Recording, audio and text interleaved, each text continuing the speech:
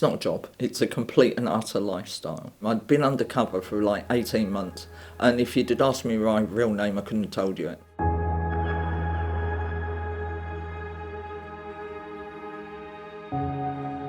I'd always wanted to join the police. I don't know why, because nobody in my family was. So I joined in 1976. I was given the opportunity as a test to go and do a close protection and surveillance course. And I thoroughly enjoyed it because I could do surveillance, I could do close protection, I could work undercover. It's up to you because you're self-employed. So you can work for who you want and pick which jobs you want. The past 45 years I've been in the security industry doing close protection, surveillance and undercover work. How would you describe what you do? Well, my job is to keep the other person alive, to be aware what's going on around them and move them before something happens. So let's go through some of the places your career has taken you. What is a day at a hostage rescue? Well, it starts off, you have to do a lot of surveillance. You've got to find when the hostage is being kept. So I'll give you Iraq, for example. There were some oil people who'd been kidnapped. We had to find where they were being kept. So I spent 6 weeks dressed in a burka begging at the side of a road, along with lots of other old ladies. Under my burka though, I did have a Glock 17 strapped to my thigh, to be fair.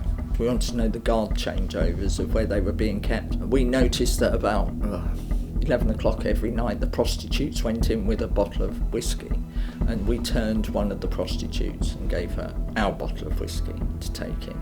What do you mean by our bottle of whiskey? Modified. So they'd all fall asleep. We then went in and got the hostages out. In a scenario where someone wants to get a hostage out, what kind of money is that going to cost them? Well, it depends. If it's a corporation, because they're news people or they're gas and oil engineers, then it can be anything, I don't know, 250 to $500,000, I suppose, depending on how long you've got to run the operation. If it's a private and it's, it's a child that's been abducted, they haven't got that money.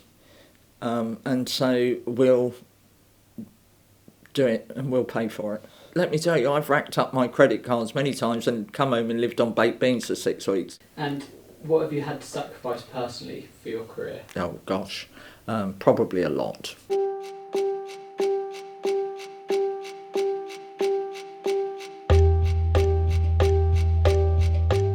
Am I right in saying that you were on a job when you found out about your mum passing away?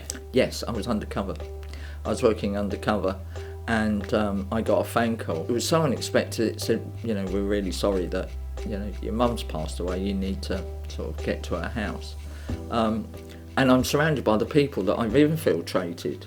And I had to pretend that my sister had had a car crash because they don't even know I've got a mother, because I've given them a whole false background. That happened on the Saturday. I went back undercover on the Monday because I had to finish the job, and my mum would have understood that. When we ended up in court, because obviously they all got taken to court, I do remember one of them in the witness box saying she made this story up that, her sister had had this crash and she disappeared for 2 days. And then when I got in the witness box, I said, actually, my mum died. And that's why I disappeared for 2 days. But I've got to be honest, it was after that I went back in the police for 5 years because I was so fed up. I'd been undercover for like 18 months. And if you'd asked me my real name, I couldn't have told you it. Do you feel like you took the job home with you a lot of the time? All the time. It's a lifestyle. It's not a job. It's a complete and utter lifestyle. You have to remember, I've come from the era of the IRA. Blowing us up in the 70s and 80s. And I still don't get in my car without a check underneath it first. It's habit, it's lifestyle. I've never been into counselling and things like that, but my GP, who's known me since I was born, said you really need to go and get some bereavement counselling. And I sort of poo-pooed it, but went. The best thing I did.